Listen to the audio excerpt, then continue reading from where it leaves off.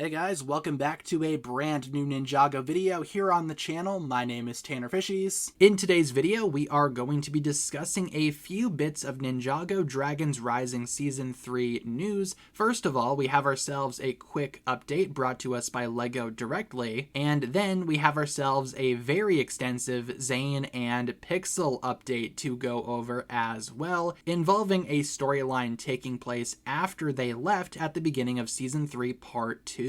So quite a bit to talk about in today's video. First of all, coming at us from the official LEGO YouTube channel, as of right now, all 10 Season 3 Part 2 episodes are now uploaded to watch for free officially. Of course, these episodes might actually be region-locked for territories outside of the United States, so if you live outside the US, you might want to hop on a VPN, set your location to the US, watch the episodes that way, and also this is a good way to support Dragons Rising Season 3 Part 2 officially. I know a lot of people have seen the episodes early, like months ago, thanks to leaks and all of that good stuff, but now all of the episodes are out on LEGO's official YouTube. Again, this does support viewership of this show, so if you would like to support the show, check it out on YouTube if you would like. Of course, now that every single episode is now available. With that being said, let's move on to the second topic of today's video, which is a comic focusing on Zane and Pixel following their departure at the beginning of Season 3 Part 2.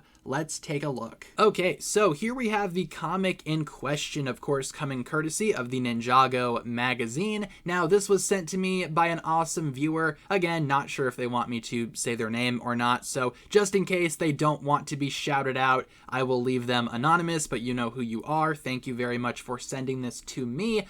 This comic is, of course, again, questionable regarding whether or not it is canon. However, again, it does take place after Zane and Pixel leave in Season 3 Part 2, so it's at least worth talking about.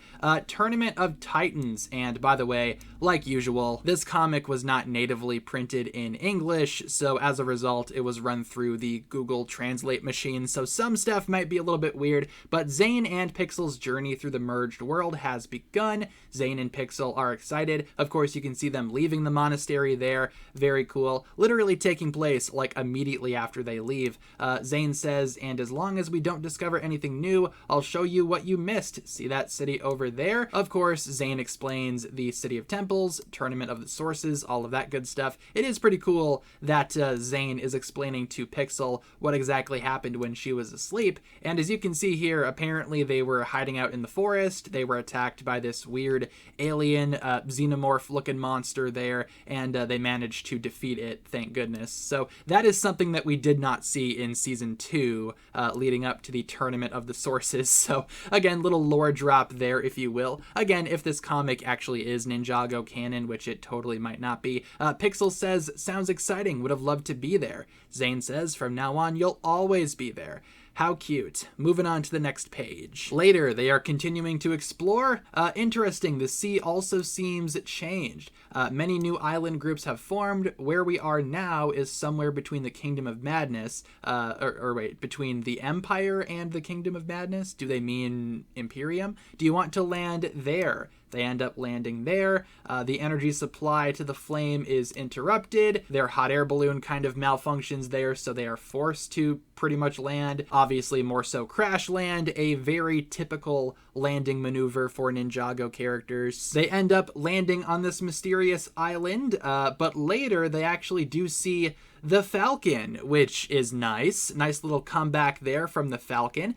We have not seen him in quite some time. I believe the last time was during Sons of Garmadon, when he was kind of reprogrammed into a drone on the front of Zane's bike, I think. So it's nice to see the Falcon back again in his usual titanium form.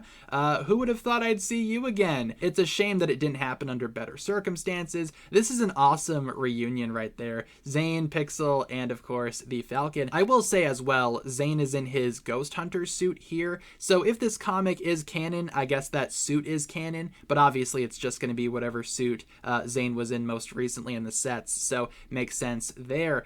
Moving on to the next page here, Zane actually does connect to the Falcon vision, which we also haven't seen in a minute. Apparently there's a recording of some kind of robot duel going on this island, so Zane and Pixel decide to go investigate this robot duel, telling telling the little communication dragons to fly back to the monastery and inform the others. They follow the Falcon. Nice throwback there as well to the classic days of Ninjago where the ninja would follow the Falcon. And they actually do discover here Christmas. No, that's obviously a rough translation there.